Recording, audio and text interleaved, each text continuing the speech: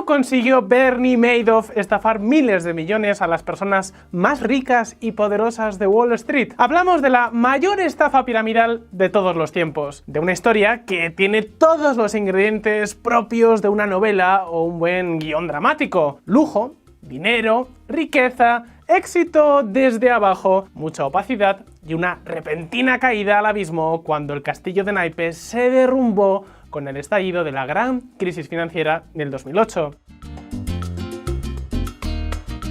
Queridos amigos, amigas de Value School, esta historia tiene como protagonista a Bernard Lawrence Madoff, Bernie para los amigos, un conocido financiero estadounidense que consiguió ganarse la confianza de los más reputados inversores, fondos y bancos de inversión de Wall Street. Madoff se metió en el bolsillo, nunca mejor dicho, a la élite financiera, pero también a personajes tan ricos y famosos como Steven Spielberg, Kevin Bacon, Pedro Almodóvar o Alicia Koplovich, entre otros muchos. Incluso durante casi 2 décadas logró saltarse totalmente el control de los poderosos reguladores del mercado de valores de Estados Unidos, sin que estos tuvieran nunca la mínima sospecha.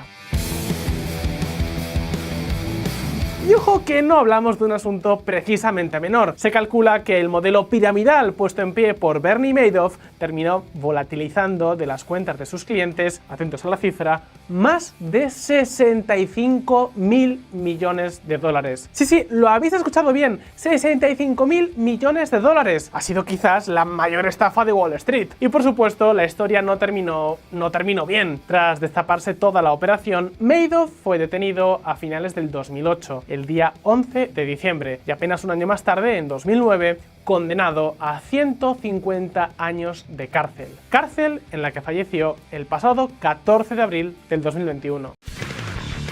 El estafador Bernie Madoff, creador del mayor fraude de Ponzi de la historia, muere en prisión. Ahora bien, ¿cómo pudo este personaje montar toda una estructura piramidal en el mismo corazón de Wall Street? ¿Hasta dónde llegaron las implicaciones de esta gigantesca estafa? Atentos. La pirámide que se vino abajo. Tras destaparse el escándalo, empezaron a surgir afectados por todas partes. Las víctimas principales fueron el fondo Fairfield Century Limited, que tenía en la cuenta de Madoff 7.300 millones de dólares, y el Kinggate Global Fund, con 2.800 millones de dólares. El terremoto fue simple y llanamente enorme, tanto dentro como fuera de los Estados Unidos. Las principales firmas operaban con Madoff, bancos norteamericanos y bancos extranjeros tan importantes como el Crédit Agricole, el BNP Paribas, Nomura o el HSBC, que mantenía posiciones por casi 1.500 millones de dólares. Tan solo en España, la CNMV calculó que el entramado Madoff pudo provocar pérdidas de hasta 3.000 millones de euros. Esto se debió en gran medida a que el Grupo Santander gestionaba más de 2.300 millones de euros ligados a productos de Madoff a través del Optimal Fund, un hedge fund domiciliado en Suiza. Una operación que tuvo consecuencias multimillonarias.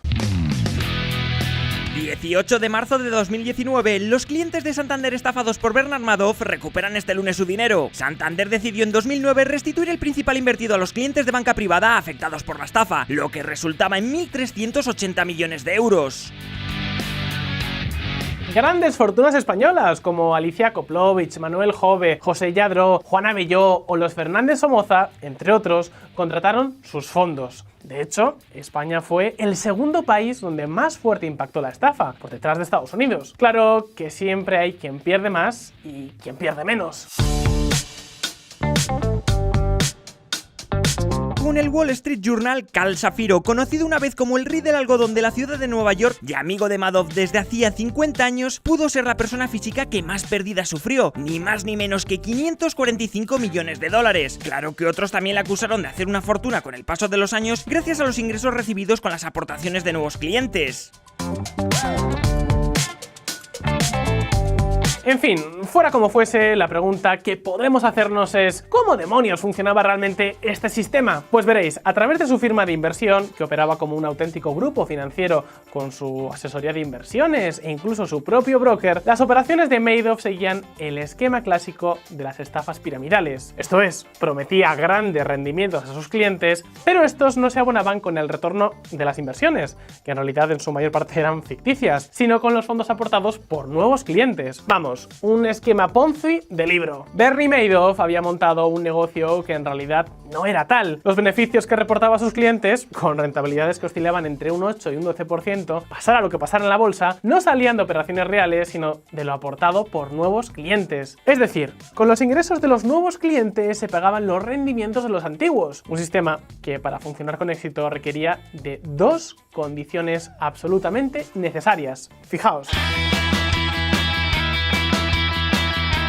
La primera condición imprescindible era lograr que nuevos clientes fueran entrando con más y más dinero fresco, algo que hasta la explosión de la burbuja inmobiliaria y la posterior crisis financiera no le fue difícil de conseguir. Ya sabéis, eran años de bonanza económica y financiera. El dinero fluía de manera alegre y muchos inversores y ciudadanos arriesgaban su patrimonio sin demasiado miedo. En resumen, había clientes de sobra. La segunda condición era que no todos los clientes quisieran retirar sus fondos al mismo tiempo, porque de ser así la pirámide se desmoronaría de forma rápida y se destaparía el pastel. Pero claro, con rentabilidades tan altas como las que Madoff prometía, ¿quién iba a querer retirar su dinero de semejante gallina de los huevos de oro? Sin embargo, el colapso y quiebra de Lehman Brothers lo cambió todo. De repente, el miedo se apoderó de los mercados y los inversores o necesitaban de vuelta sus fondos o luchaban por poner su dinero a buen recaudo. Y en este justo momento, tras recibir peticiones de reembolsos de sus clientes por más de 7.000 millones de dólares que no tenía, admitió ante sus hijos y parte de sus empleados la doble actividad que llevaba años realizando. Y entonces, absolutamente incapaz de responder a todos los compromisos, Madoff se vio obligado a declararse en bancarrota. El caos, la sorpresa y la estupefacción fue casi generalizada. Ahora bien, ¿cómo pudo levantar una pirámide de casi 65.000 millones sin que nadie, ni inversores, ni reguladores, ni medios de comunicación vieran absolutamente nada raro? Pues, queridos amigos, para responder a esta pregunta tenemos que comenzar la historia por el principio. La promesa de la rentabilidad constante. Bernard Madoff era un personaje muy respetado en Nueva York y muy bien considerado en los círculos financieros desde que pusiera en marcha su sociedad de inversiones, la Madoff Investment Securities, en los años 60, tras no lograr completar sus estudios de Derecho. Una sociedad que, por cierto, puso en marcha con $5.000 que había logrado acumular trabajando como socorrista e instalador de aspersores. Al principio trabajaba con penny stocks, es decir, acciones de bajo valor. Si has visto alguna vez el logo de Wall Street sabrás perfectamente de qué te estoy hablando. El caso es que su actividad fue escalando posiciones y con ella su fama y su propia posición, lo que resulta lógico porque al principio las cosas le fueron viento en popa y a toda vela. Gracias a los contactos que fue forjando con el paso del tiempo y a su forma de gestionar, logró administrar el dinero de grandes fortunas y grandes compañías. Incluso durante muchos años decir que tu propio dinero era gestionado por el mismísimo Bernie Madoff era todo un motivo de prestigio. Su modo habitual de operar era conocido como el Split Strike Conversions, una modalidad que utiliza un índice de opciones. El funcionamiento es a grandes rasgos el siguiente. Un gestor compra acciones de un índice a través de opciones que también cotizan y a partir de ahí compra y vende estas opciones contra las acciones de ese mismo índice. Sin embargo, ante su enorme éxito y tal y como él mismo reconoció, Madoff dejó de operar con acciones en los años 90 para pasar a fingir que lo hacía. Entonces introducía títulos falsos en las carteras de sus clientes y a partir de ahí sacaba la rentabilidad histórica. Digamos que primero decía qué rentabilidad quería dar a sus clientes y a partir de ahí inventaba una cartera que tuviera sentido con esos rendimientos. Por supuesto, nadie quería enterarse de nada. Al fin y al cabo, Madoff lograba aparentemente unas rentabilidades por encima incluso del mercado. Y lo que es aún más sorprendente, con muy poca variabilidad, hiciera lo que hiciera la bolsa. Para que os hagáis una idea, sus inversiones tan solo sufrieron 5 meses de caídas, entre el 93 y el 2007. Y el retorno medio real durante todos esos años fue del 8%. Y no solo eso, su firma de inversión junto a otras 5 grandes empresas fundó incluso el Nasdaq, el emblemático índice del sector tecnológico de Wall Street, del que posteriormente fue incluso presidente durante 3 años. Bajo su mandato atrajo a compañías como Apple, Sun Microsystems, Cisco o Google, y posteriormente llegó a estar en comités asesores de la SEC, el regulador bursátil en teoría encargado de supervisar y controlar sus negocios. Además era un asiduo recaudador de fondos benéficos y realizó importantes contribuciones al Partido Demócrata.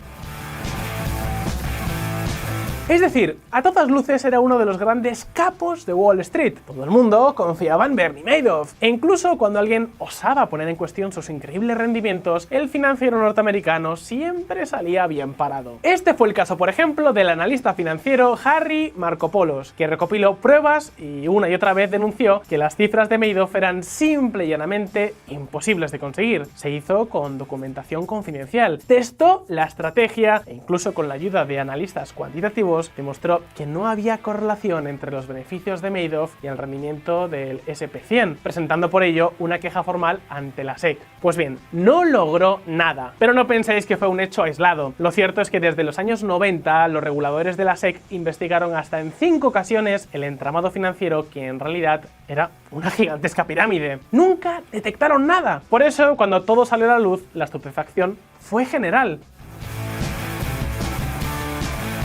¿Las consecuencias? Pues miles de inversores perdieron importantes cantidades de dinero. Madoff, que había logrado acumular una fortuna personal de 650 millones, terminó sus días en una celda, y la SEC y las autoridades norteamericanas tomaron medidas para reforzar la regulación. Hasta publicaron el decálogo del inversor. Os lo dejo abajo en la descripción por si queréis echarle un vistazo. Queridos amigos, amigas, esta es la historia de uno de los grandes fraudes de la historia de las finanzas mundiales. La mayor pirámide financiera de todos los tiempos, con perdón de algunos sistemas de seguridad social. Pero ahora la pregunta es para ti. ¿Cómo crees que pudo levantarse semejante estafa piramidal sin que nadie se enterara de nada? ¿Alguna vez te han prometido rentabilidades seguras, extraordinariamente elevadas y constantes en el tiempo? Déjanos por aquí abajo tus comentarios, y ahora, si este vídeo te ha resultado interesante, no olvides darle al botón de like y suscribirte a Value School. Un saludo y hasta la próxima.